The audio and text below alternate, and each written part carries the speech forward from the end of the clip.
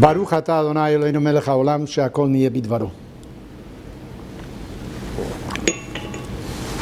The Bible gives testimony that Pharaoh worried a lot when he saw that the Hebrews were multiplying. There were too many of them, and he was afraid. In case of war, on whose side are these Hebrews going to be? On the side of those that attack Egypt, or will they fight along with Egypt? Maybe they will leave the country. So he took counsel. With whom did he take counsel? The Bible doesn't say anything about it. However, our rabbis, in their imagination, they placed three important people in front of Pharaoh. Who are these three people? One was Jethro, Yitro, the father-in-law of Moses. The other one was Bileam, who was a Gentile prophet. According to our rabbis, he was of the same stature of Moses. And the reason for that was, lest the people of the world will say, had we had a leader like Moses, we surely would have followed in the same path. So God sent a prophet to the non-Jews at that time by the name of Bileam. And the third one was Job, Eov. He is that person in the Bible that is put to a test. According to scriptures, Satan says to the Almighty, of course this man Eov follows everything that you want. That's because everything is fine with him. Look at the beautiful family, his riches. However, if he were not to have these things, would he still be a follower of yours? So the Bible tells how he becomes ill, he loses his wife, his children, and the question is, will Eov remain faithful to God or not? This is the story of the book of Job, a very profound book. What was the counsel that each one of these three people delivered to Pharaoh? Well, according to our rabbis, Jethro, Yitro, the father of Moshe, he was a very righteous man.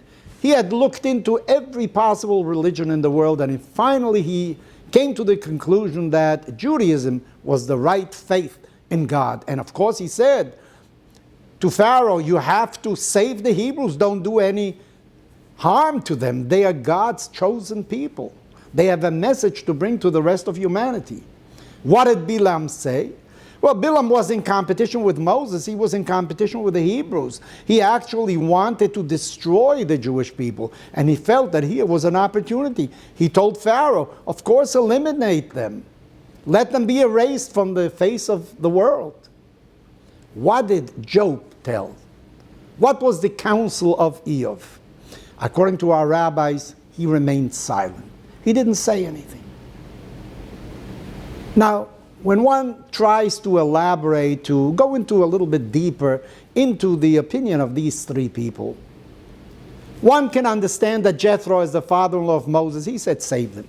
The other one, of course, was the enemy of the Jewish people. He said, destroy them. What about Eov? And in a sense, what is worse?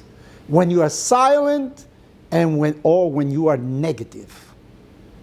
I think, and many think so, that to be indifferent may be worse. When you know somebody is your enemy, you prepare yourself. You see how you're going to face your enemy, how you're going to answer his attacks.